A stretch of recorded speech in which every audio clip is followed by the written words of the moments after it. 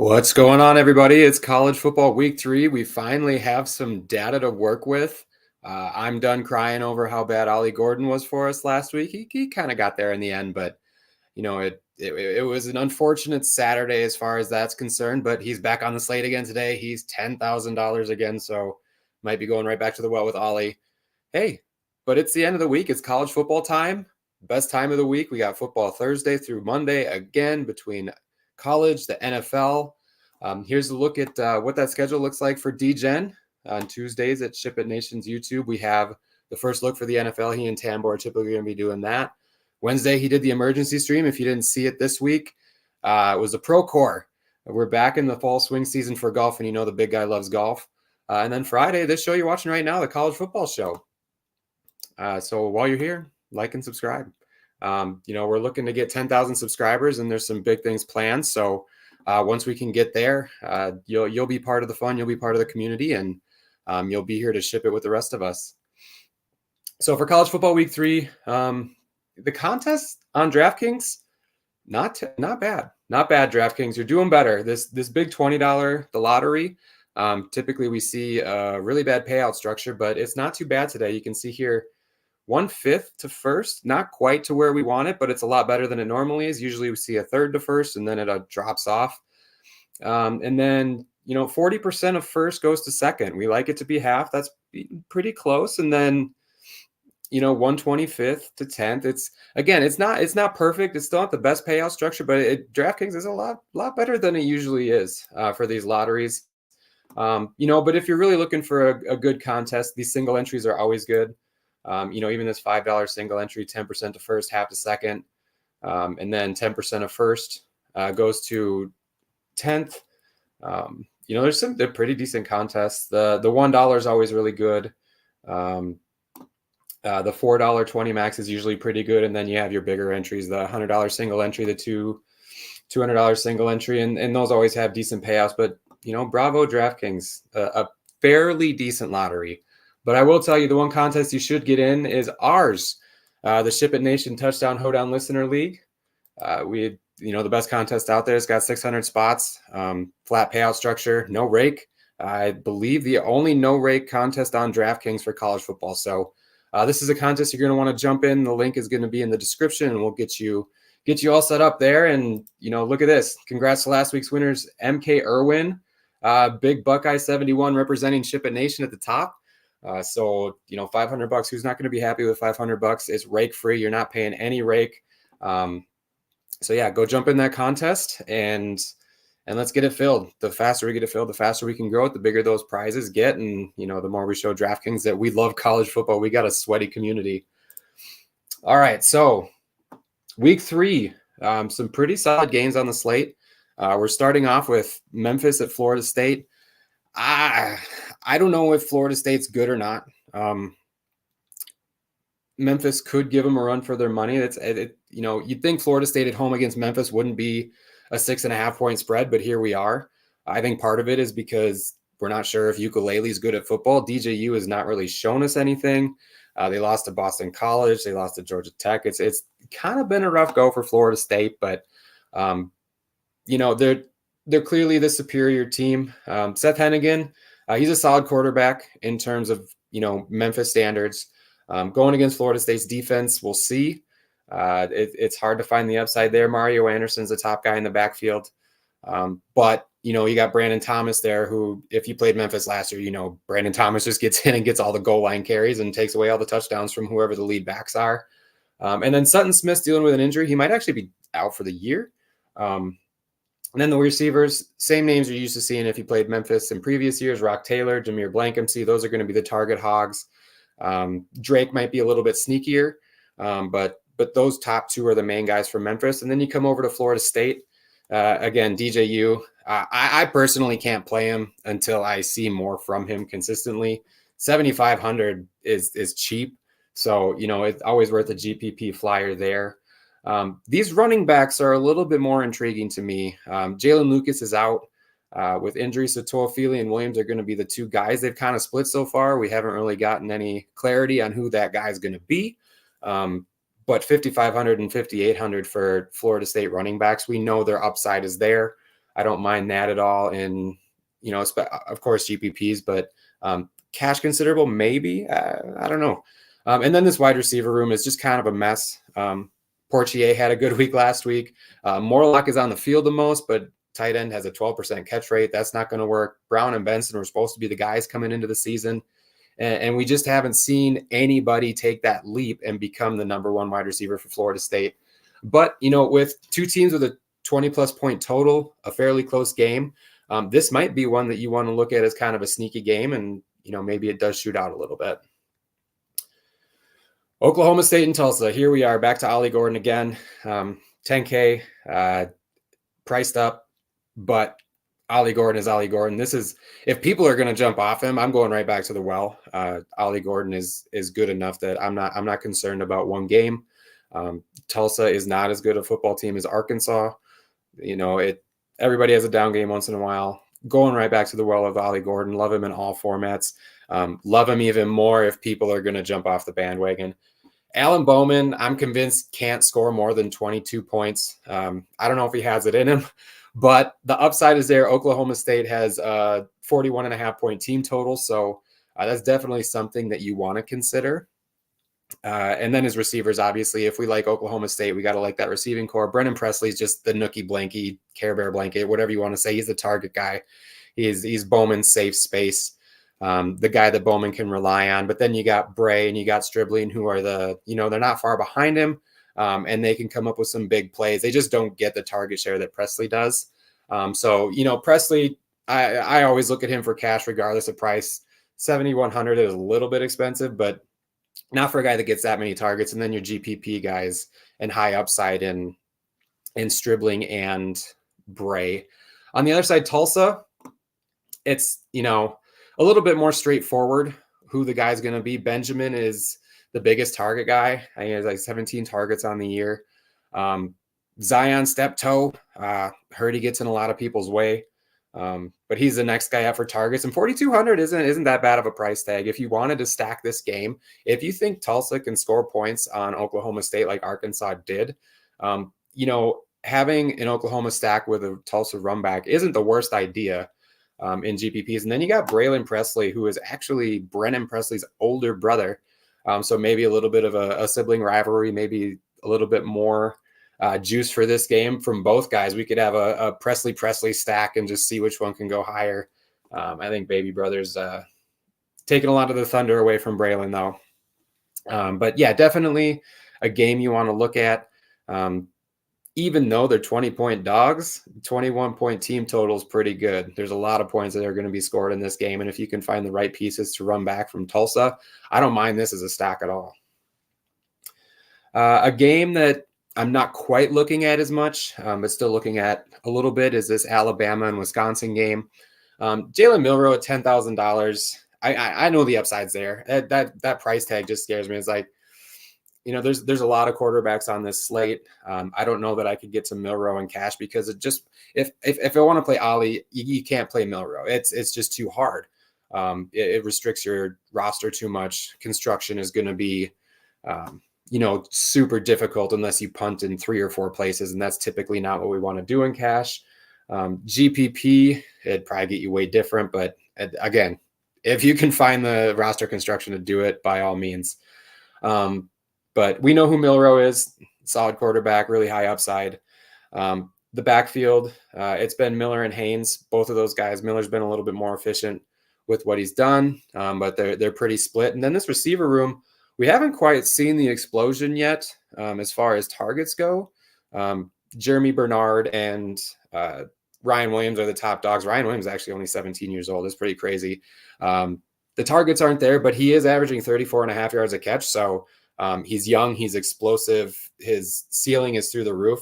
And he's one of those guys that you feel like it's just a ticking time bomb. One of these games, he's going to explode, and you're going to want to ride him that week. So definitely a guy I'm considering for my player pool.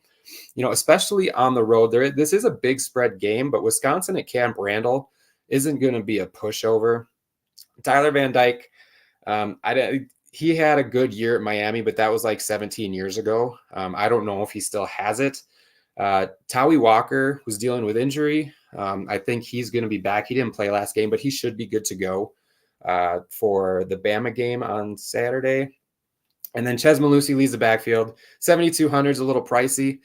But if you think Wisconsin can put up some points, they do play fast. They ran 83 plays, or they're averaging 83 plays against their FBS opponents. So there's a chance if they can control the pace and get some points up quick, that it does turn into a sneakier shootout. That's maybe when you could consider Malusi at that price. But I'm looking more at the receivers for Wisconsin. They're just underpriced for the target share. Will Pauling is a target hog for Wisconsin. Bryson Green, isn't far behind him. He's just not quite up to the level that Pauling is as far as the target share. And then, the rest of these guys, they're just there. They kind of just exist right now. Pauling and Green are the two guys you're considering there.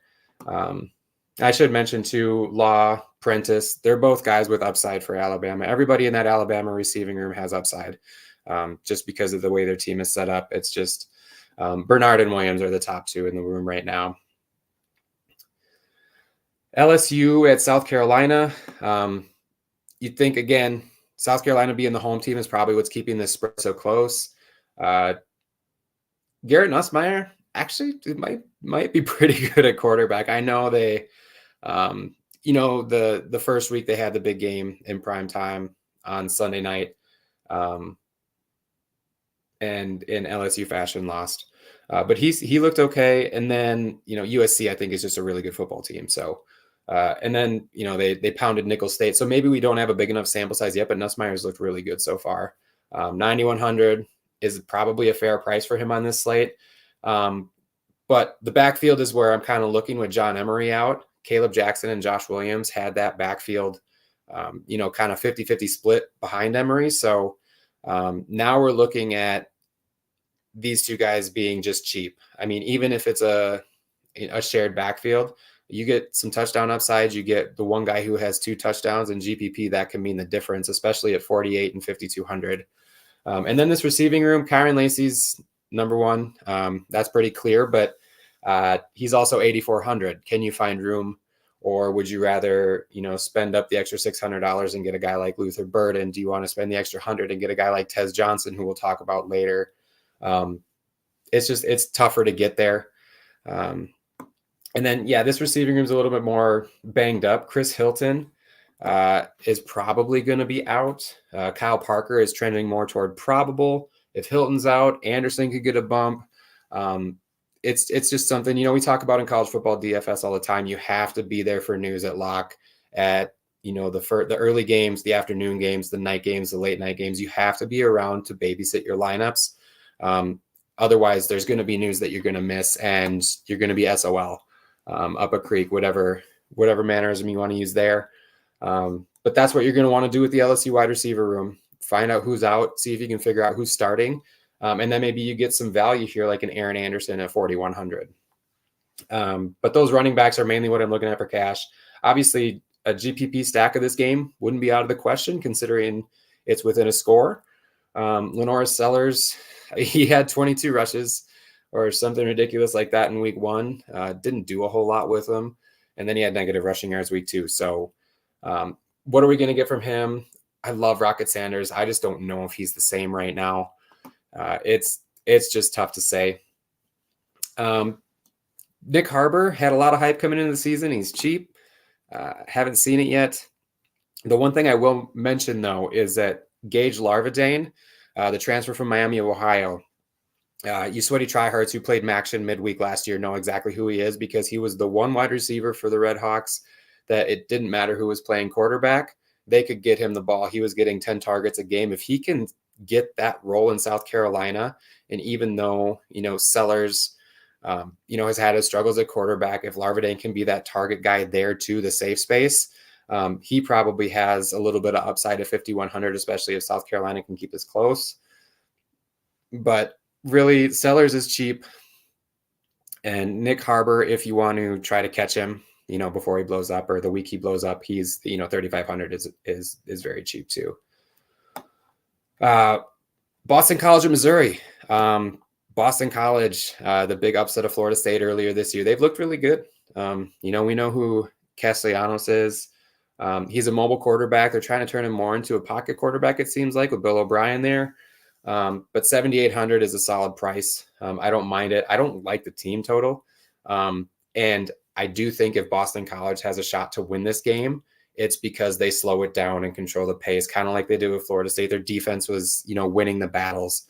Kai Robichon, Trayshawn Ward lead the backfield. Not sure how interested I'm in a game script like this, but they can both catch passes. They can both, go off for one or two big plays, and that might be all you need. They're fairly priced.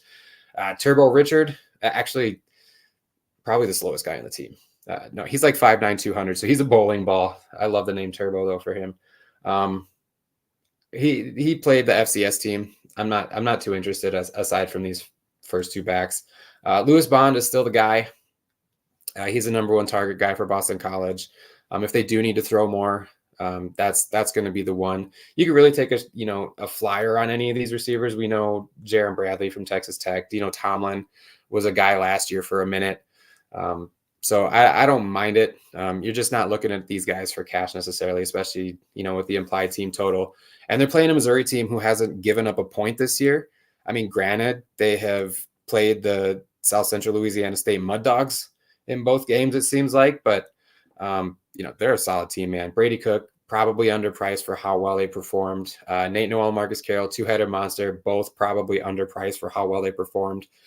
Luther Burden priced fairly, but he's $9K. He was dealing with an illness, but he should be good to go. He missed a half earlier this year. They just haven't had reason to play these guys. Theo Weiss has been the number one receiver for him this year, but I think that's just because of the situation. Brent Norfleet, the tight end, is going to be back this week, it sounds like. So while the receiver room is expanding a little bit, there's going to be more to go around. Burden is still that target guy. And, he's, I think, good in all formats. Brady Cook's good in all formats. Noel's good in all formats, especially since he's the cheaper of the two between him and Carroll. So, there's a lot of ways you can get a piece of Missouri or a couple of guys from Missouri. And I don't even necessarily think you need to run it back. If you think Boston College can keep it close, go for it. But if that happens, I do feel like it's because the defense is keeping them in it. Tulane and Oklahoma. So we saw Tulane last week on the slate against Kansas State, and Mekhi Hughes is still Mekhi Hughes. He's a solid running back, and we just kind of know what we get with him. Hard-nosed runner. He's going to fight for every single yard, and he's going to get the volume. At 6,000, I love a volume running back. Last week, we were a little concerned about the game script. We got a little help from the weather, but it didn't seem to matter. Now the question is do you think that's Kansas State's defense, or do you think that's just because Mekhi Hughes is Mekhi Hughes and he can do it against Oklahoma too? That's a decision you're going to have to weigh. And then you got Mario Williams in the wide receiver core, the USC transfer and Oklahoma transfer. Maybe a little bit of a revenge game. It's been a while since he was at Oklahoma, but he's had 220-plus point DK games. He is the target guy. He is the wide receiver one. It's very clear in this room who the top dog is. So at least he's going to be involved in the offense, especially in a game script where they're projected to lose by 13.5 points. That could mean some extra volume for Mario Williams. And then on the Oklahoma side, but Jackson Arnold's expensive. Deion Burks is expensive, but for good reason. Brennan Thompson, though, $4K for a wide receiver too. I don't mind that at all. And then you got Nick Anderson and Andrew Anthony. They were banged up. Nick Anderson hasn't played. Anthony did. They're both questionable, but I think they're both going to play. So you can look at really any of these guys, whatever fits your bill. But Brennan Thompson's a clear value. Deion Burks is the top dog. But again, it just comes down to your roster construction. Can you fit another 8K receiver? He's a solid option. Jackson Arnold, again, high upside. 9,700 is just a tough price to pay in cash. GPPs, go for it, especially with a 30-point team total. And then this backfield, I mean, Gavin Sawchuk's kind of been butt so far this year. Joe Barnes hasn't been a whole lot better, but at least he's getting a little bit opportunity. They're pretty high on Taylor Tatum, it sounds like. He's gotten some run, and it looks like he could be more involved in this offense moving forward. So I don't know if I can touch his backfield until I actually see it, though. So, I don't know. And if Tulane can do what they did against Kansas State, I don't mind this as a sneaky game, but it's mostly Oklahoma and then those two guys for Tulane. that I'm targeting in cash, especially. But, if I were to game stack, that's where I'd go is Hughes and Williams. And then, take your pick on the Oklahoma side. All right. I don't know if you guys know this. I'm a Minnesotan, tried and true, huge Ski-U-Mah, Go Gophers fan. So it's good to see them on a main slate, and even better to see them with a 30-point team total. I'm used to the Gophers having a 16-point team total and playing sloggy games, but they got Nevada at Huntington Bank Stadium this weekend. Nevada's actually quietly one of the most improved teams in FBS college football. They were horse bleep last year. Got a new regime, got a new offense going. Chuba Purdy didn't win the job, but Brennan Lewis has kind of been a dude. He's got some dual threat to him. He's basically RB1. And he throws okay. He does fine throwing the ball. Like they're not far off from being a 3-0 team. They just happen to be 1-2. So I don't mind him at that price. My biggest concern with this game is that Minnesota is going to slow down the ball game, and their defense is really good. So that'd be the concern with anybody from Nevada. But as we're going through and you look at these prices, they're hard to ignore. Savion Red's RB1. Patrick Garwo, since coming back from injury, is kind of slipped into that RB2 role. And Sean Dollars has kind of gone downhill. So you're actually getting there's 3 running backs here. You're getting the 2 cheaper ones who actually see the field. So I always like that. And then it's Bram and Smith in the wide receiver room. Those are the 2 top guys. Bellin isn't far behind Smith and Bram, but it's a clear 1-2 and then a clear 3 behind those top 2. Jace Henry's a tight end, so he's on the field. He's cheap. If you do want a piece of this team, any one of those top 4 are at least going to be on the field for you.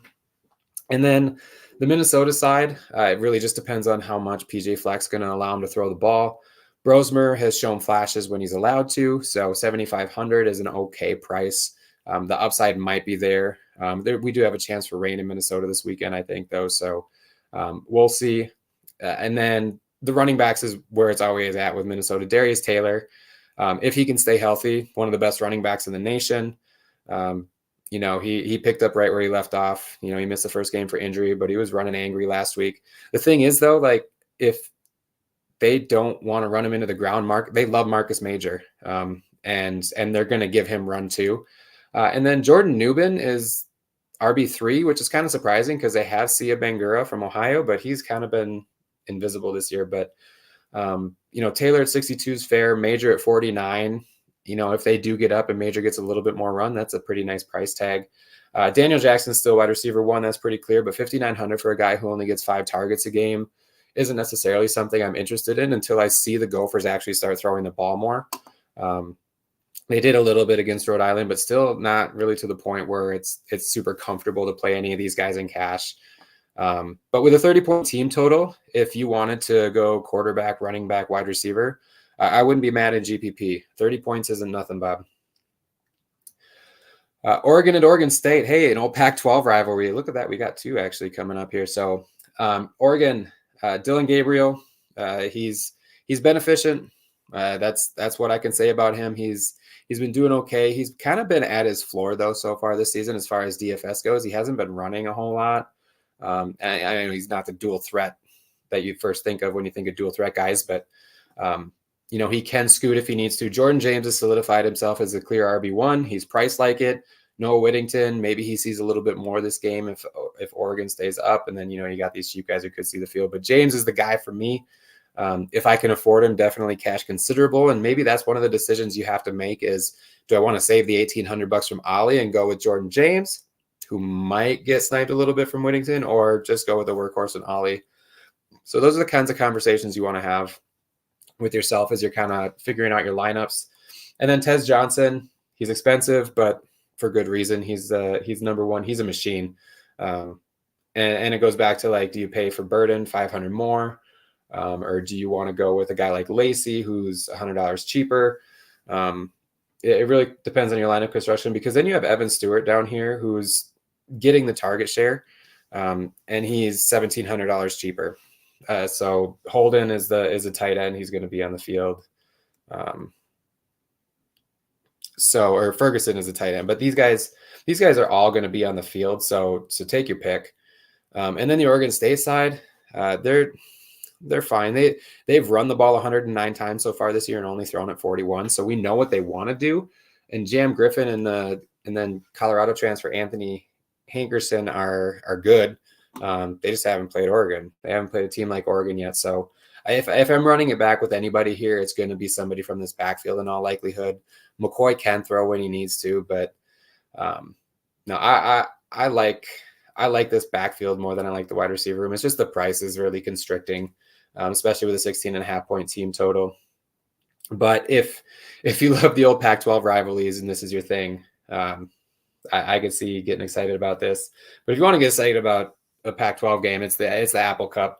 John Mateer, if you haven't watched Washington State play this year, find time to take 15 minutes and watch him. He's a stud. That's really all I can say about him. He moves well. He can chuck the ball. He's their top running back, like by a long ways, and he runs like a maniac. So the upside is there with the rushing, and that's why I don't really like this backfield behind Mateer. It's kind of muddled. They're cheap though. Like you might get somebody who finds the end zone, and it doesn't take much to pay out these prices. And then maybe the biggest misprice on the slate. Chris Hudson, the Oregon transfer, who's at Wazoo now, 4,900, top target guy on the team. Kyle Williams was one of the big wide receivers with Lincoln Victor last year. But Hudson's the guy this year. Hudson is leading the team in targets, and 4,900 it's kind of an insult to what he's done so far. But Williams is on the field. Meredith is a slot guy. He's going to be on the field. So there's plenty, Meredith at that 4,800. It's just, why not go to Hudson, who's number one, at 4,900. And then you got Will Rogers on the other side, Mississippi State transfer, he is what he is. He's going to have a few ceiling games of 30 to 40 points. He's going to have a few games where he scores 15. I don't think this situation's as bad as it was at Mississippi State, though. Jonah Coleman from Arizona, who's been on fire this year, solid option, probably underpriced at 6,800. Again, you're just going to have to compare with the other running backs. Giles Jackson, target machine. Denzel Boston, not far behind him. Jeremiah Hunter, a nice third, the transfer from California. So these guys are all going to be on the field and have opportunity. And we kind of know where the usage is on the Washington State side. And this is a tight game, super high total, maybe the most stackable game on the slate. Taking, up 3 pieces from Washington and 2 from Washington State isn't that out of the question, especially in a GPP stack. This is a game I'm going to want to have pieces of in my cash lineup too.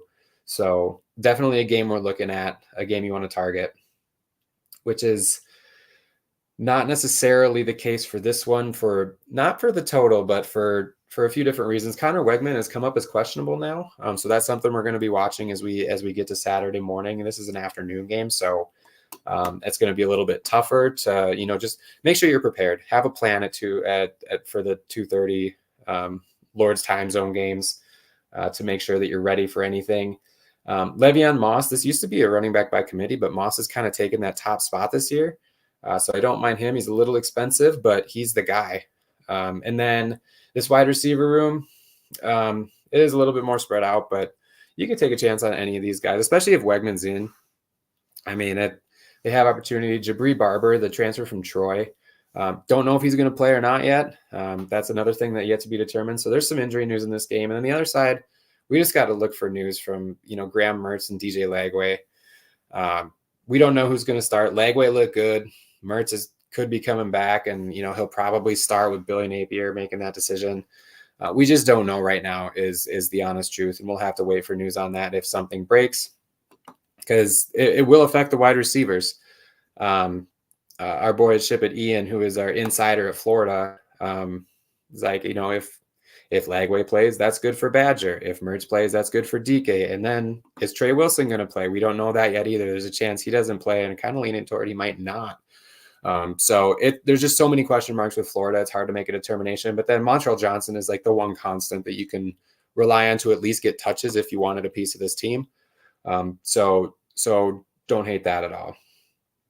And then if you're not stacking the Apple Cup game, you're probably stacking this game. West Virginia, Pittsburgh. Some more insulting prices. Garrett Green at 7,800 is egregious. CJ Donaldson and Jaheim White are split, but Donaldson at 5,300, I don't mind that at all. And then down here, all of these guys, like Preston Fox is the most targeted guy for West Virginia, but he just doesn't catch the ball. That's why, Clement and Taylor and Ray are all solid options. Jaden Bray from OK State is a solid option. All these guys have super high upside, and they're so cheap that if, a 31.5 point team total, you want to get pieces of this in your lineup, it's very easy to do it. And then on the other side, not far behind, a 3-point spread, high total game, underpriced Pitt. Have we heard this one before? Holstein, probably still too cheap at 7,300. Desmond Reed, embarrassing at 6,400. Mumfield, priced up, but still the number one guy. So you can look at him in your cash lineups, but right below him, these other guys are on the field and have opportunity, just far too cheap. So yeah, definitely target this game. There's a lot of guys, a lot of ways you can mix and match and make it work with your pricing. And then this game, this one isn't going to take too long. The last game on the slate. Riley Leonard, we don't know if he's going to play. There's been rumors that he's not going to play. He's got an issue with his non-throwing shoulder. The one guy I will talk about is Jeremiah Love. He's solidified himself as RB1, and DK still hasn't figured it out. He's still cheaper than Price. So I love Love a little bit, 5,700. And Bo Collins, if Riley Leonard does play, he does appear to be the favorite wide receiver. So I don't hate that at 5,500. But, all of these guys are going to be on the field. I would say they're priced fairly. There's just other guys that are underpriced that, I like more. But with a 27.5 point team total, if you wanted to get a little Notre Dame action, I don't mind it, especially if we can get confirmation Riley Leonard's healthy, but I don't know if he's ever healthy. Then the Purdue side, Maccabee is way too cheap, but it is a pretty split backfield. So it's tough. Reggie Love could easily be the guy this week. There's no saying for sure. Maccabee has a little bit more usage this year so far. And then you got the big tight end Max Clary at 3,400, who's been good. He's shown big flashes, so I don't mind that. These guys are cheap, but I don't know if Ontario Brown's going to come save him anytime soon to run over Notre Dame. The transfer portal doesn't work that fast, so I think Notre Dame is angry. I think Purdue is just in the crosshairs, and it's not their fault. But yeah, so that's the slate. Pretty clear the Pittsburgh West Virginia game, and then the Apple Cup Washington State are two of the bigger target games and underpriced guys and high usage guys. But this is the blank stone. This is the free YouTube show. If you want to see the colored stone, this is what last week's looked like, and it tells you who the cash guys are, who the high upside guys are. It's got projections. It's got ownership for both sites. It's got whether the game is a target sneaky. It's all the information you need all in one place. And where can you find it? You can find it at SHIPIT Nation. And we're not going to bend you over pricing wise. If you're into football, come get football. You get it for $20 a week, $55 a month, or if you want to pay annually, it's $250. And that's not just college football. We package together the NFL and college football package, and we have an optimizer that you can add on. And it's not to break your bank. We want you to spend your money on your DFS lineups, not on your content and where you get it. And if you want everything, NFL, PGA, MLB, MMA, there's an MMA show that we just recorded. Guys have been shipping in MMA all year. College football is coming on strong. We're getting into football season. There's already been some big shippers on the NFL slates, as you'll see here. Just SHIPIT Nations all across the board. You see 1s and 2s all over DraftKings. So come join us at the Nation. It's the best community I've ever been a part of, and a team I'm proud to be on. So, we're happy to have you. The Discord is where it's at. That's where we get all the injury news and we keep everybody up to date.